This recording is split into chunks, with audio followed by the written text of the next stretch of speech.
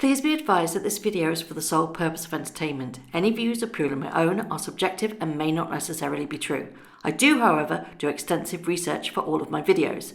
All photos have been found on the public domain. I am using them under the fair use and fair dealing guidelines. I urge everybody to do their own research. Well, hello, it's Murky Meg here.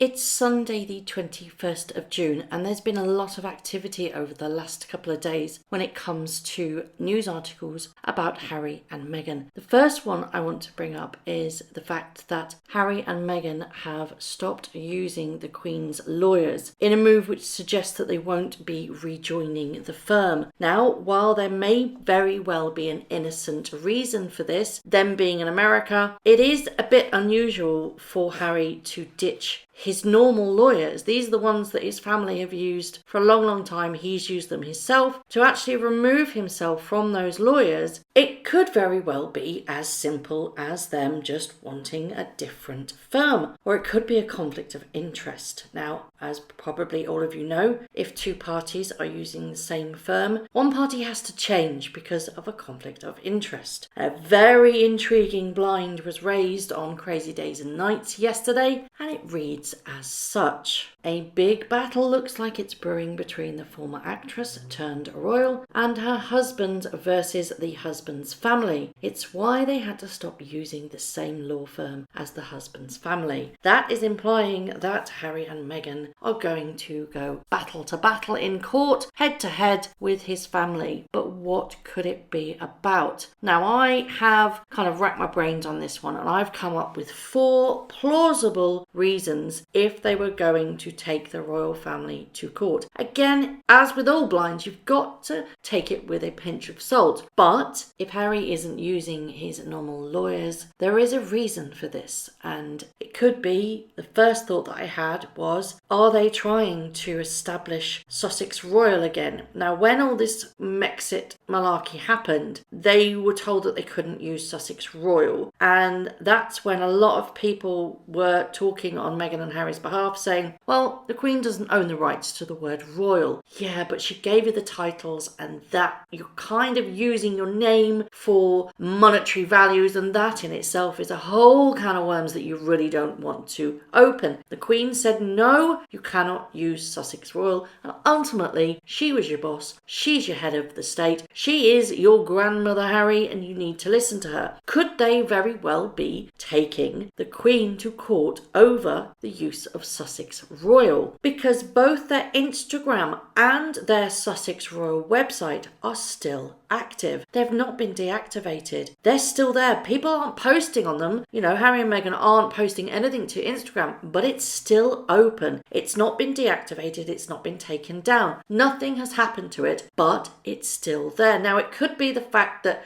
they are still begging Instagram to migrate their followers onto their new, whichever chosen Instagram account that they are likely to drop when Archwell hits. But I don't think so. I think the fact that both of these websites are still up is a huge indication that they might very well fight for that use of Sussex Royal. Second reason that I thought maybe a court battle could be coming, rights to Archie or access to Archie, because that very well could happen, although I think that's probably the weakest thought of them all. Then there are these whispers of a planned memoir that Meghan has penned. Could that be a preemptive NDA, non-disclosure agreement from the royal family saying, don't do it or we will take you to court? So therefore either side is lawyering up because, you know, Meghan wants to release a book. And the fourth option that I've thought of is the titles. Now, they've got this 12-month review, which will come up in about 6 months' time. They're halfway through it. Do you think their behaviour since leaving in January has been up to scratch? Because they said that they wouldn't discredit the Queen. They said that they wouldn't embarrass the Queen. Do you think they've done that? Or do you think they've stuck to the agreement that the Queen laid out with them and she's quite happy with them? The title issue is where I'm going to lead on to, because this could very well be about that, because Meghan has gone and said that she tells friends her instinct to leave the UK all makes sense now because she was destined to help fight the systematic racism in the US, and she hasn't ruled out a career in politics. Before I even touch the subject of politics, and I will, don't worry about that, I'm just going to address a few instances where I believe she's got it all wrong. She's now jumped on this massive bandwagon that's happened at the moment with the Black Lives Matter. I would like to point out that in Black History Month, she didn't recognise it one bit. And yes, their Instagram account was active then. Not one single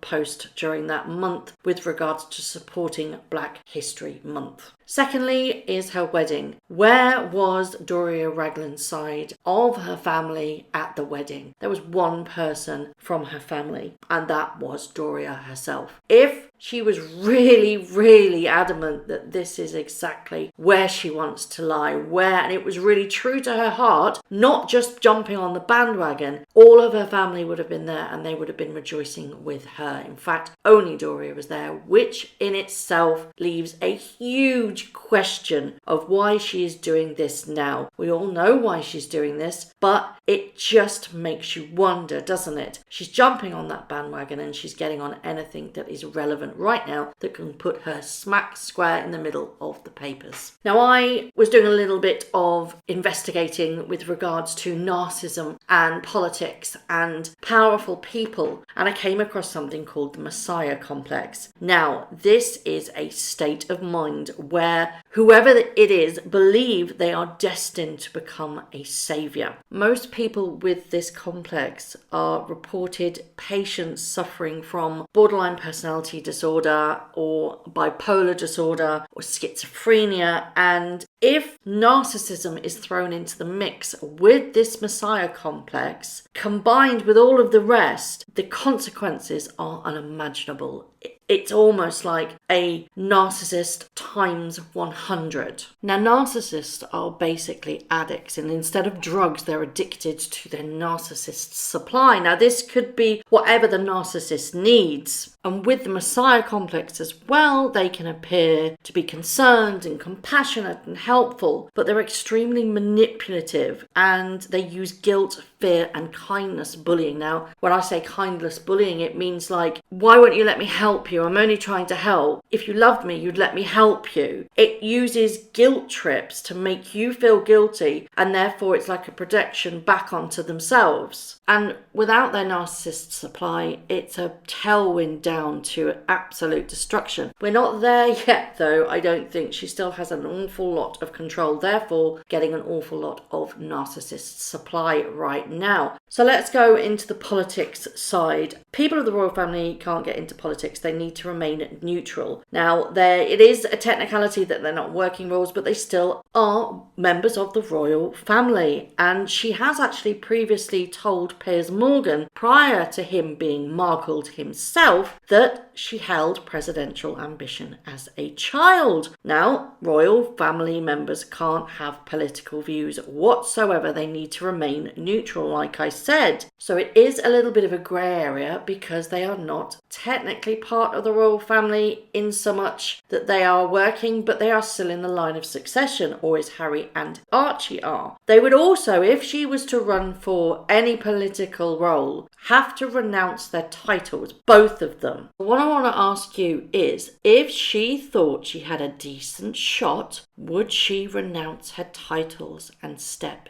into the political ring? There are a couple of issues with her doing this. First of all, renouncing the titles, like I've said. Would she do that? Would he do that? Because he would have to do it too. Money. They need lots and lots and lots of backers. Now, Hillary could be in the mix. Also Oprah and Soros as well. He seems to be connected slightly. You also have to have a very, very thick skin because no stone will go unturned, and opponents and oppositions will uncover every last little bit of dirt on you to try and get one over. Could you see Harry as the new FLOTUS? It's been suggested that she could run with a running mate of Ivanka Trump. Now, wouldn't that be interesting? The problem with all of this is you need stability. credibility. People need to be able to look at a politician and rely on them, because their word is what you vote on, isn't it? It's dependability. And right now they are jumping on so many bandwagons. And when they drop a cause that they said that they were going to follow and then jump on another cause because it's getting more momentum, you lose credibility because it looks like they can't commit to any role right now. Does that make a good politician or not? Who knows? Do you think she's got what it takes? Every single skeleton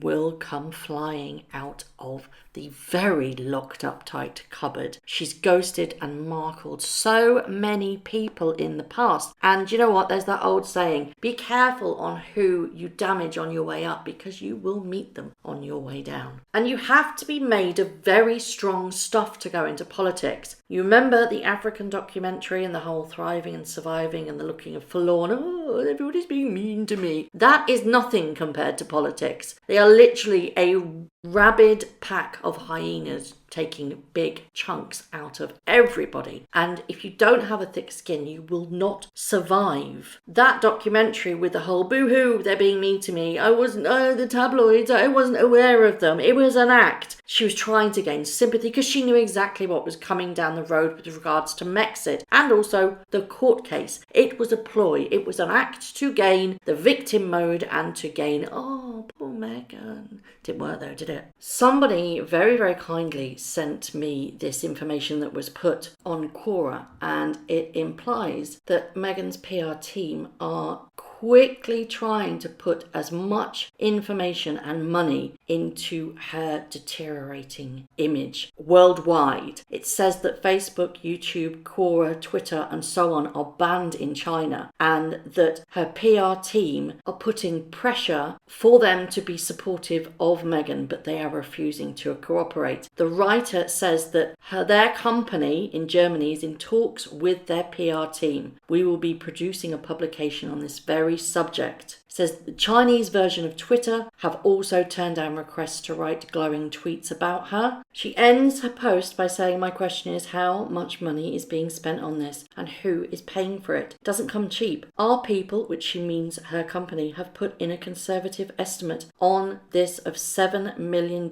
since January the 1st. We've been busy researching this subject and preparing magazine articles and a TV documentary in collaboration with Art, a state-owned French-German arts channel, which will be shown later this year. As I said, I think you would be surprised if you knew what was happening. So her PR company are literally a massive machine trying to pump article after article, getting her as much attention as possible. And you've got to ask the question, why? What is it that she wants? I would love to know your opinions on this matter. Why is there such an assault right now on positive stories when it comes to Meghan and, by proxy, Harry? There's got to be a reason other than this whole Archwell, because that effectively has been shelved. Right now, I don't think they will continue that for a long, long time. If they don't fill the paperwork out, then it's going to be abandoned by the Trademark Office. And that's on the 22nd of August. What are their plans now? What do you think's happening? Something big is brewing, and I personally feel it's politics. I've said from day one that her aim is for the White House. And I don't know why, I just feel it in my bones that she has aspirations of becoming the first black female president. In fact, the first female president of the United States. Wouldn't that be a humongous achievement in itself? But my problem is she is universally hated right now. She is the most talked about woman, but the most hated woman at the same time. How on earth can PR turn that round unless they pay a humongous amount of money to turn it around? Also, where is this money that's being pushed into all of this PR coming from? Who's paying the bills? I actually don't think Charles will be paying. I don't personally think that he would stump up that cash. Yes, he'd stump up the cash for security and an allowance, but I don't think he's that much of a sucker for them to be paid by him for all of this PR to make her look like the shining saint that she wants to be. Remember, Messiah complex. This is where it's all going. As always, I would really love to know your thoughts on this matter. What about the blind item? Why is she or Harry and them taking the royal family to court? Are they really, or is that just a load of nonsense that's been made up by the gossip site to fit the narrative of them not using the Queen's lawyers? Are they just going, hee, let's have some fun? Or do you think that there is a genuine story there because of this whole story where she said, I haven't given up thoughts of going into politics? I'd love to know your thoughts on her doing this. Do you think she's capable? Do you think that she has the backing? If she has the backing, who's backing her? Do you think it's plausible? Is she well liked enough?